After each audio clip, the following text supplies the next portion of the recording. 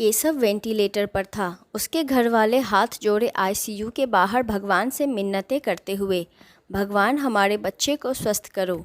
2 दिन पहले ही एक्सीडेंट हुआ था उसका। ऑफिस से घर के लिए निकला ही था कि घर से कुछ दूर पहले ही तेज़ रफ्तार गाड़ी ने पीछे से टक्कर मार दी थी। ऑफिस से केशव को देखने वालों का तांता लगा हुआ था। राधिका भी आई थी, बेहद खूबसूरत, सांवला रंग, स्टेप्स में कटे बाल, लॉन्ग कुर्ती और मैचिंग प्लाजो में बेहद आकर्षक लग रही थी। उसकी आंखों पर लगे चश्मे के पीछे छुपे आंसुओं के सैलाब को सिर्फ 3 लोग ही महसूस कर सकते थे। एक केशव, दूसरी वो खुद, तीसरी उसकी दोस्त निशा। आईसीयू के बाहर बैठे केशव के घर वालों से बातचीत निशा ने की।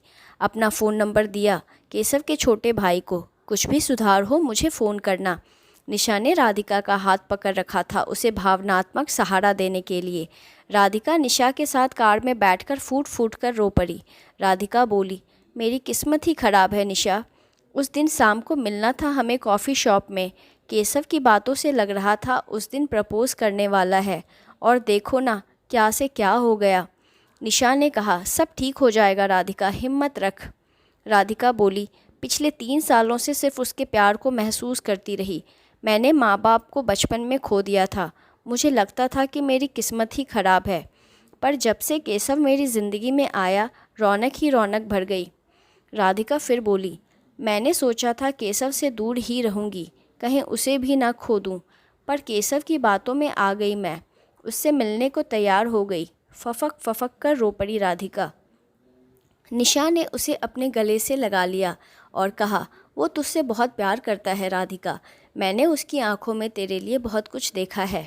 राधिका बोली, जानती हूँ मैंने भी महसूस किया था। जितना मैं उसे चाहती हूँ उससे कहीं ज़्यादा वो मुझे चाहता है। पर मेरी किस्मत देखो निशा। राधिका के आंसू नहीं रुक रहे थे। निशा भी रो रही थी। निशा ने कहा, डॉक्टर कह रहे हैं राधिका, कोमा से बाहर निकलते ही आधी परेशानी ख़त्म हो जाएगी। तू परेशान मत हो, सब ठीक हो जाएगा।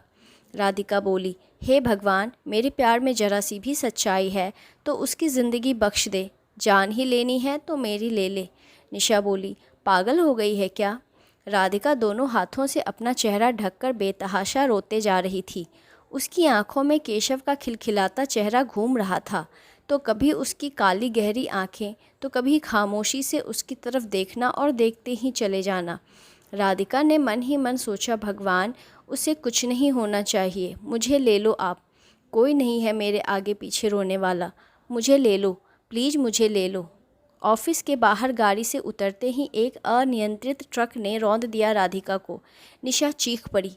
राधिका, भीड़ जमा हो गई। तभी निशा का फ़ोन बजने लगा। केशव के भाई ने किया था। निशा दी, भैया कोमा से बाहर आ गए।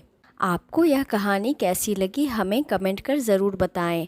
नई कहानियाँ सुनने के लिए हमारे चैनल को सब्सक्राइब करना ना भूलें। मिलते हैं एक नई कहानी के साथ। धन्यवाद।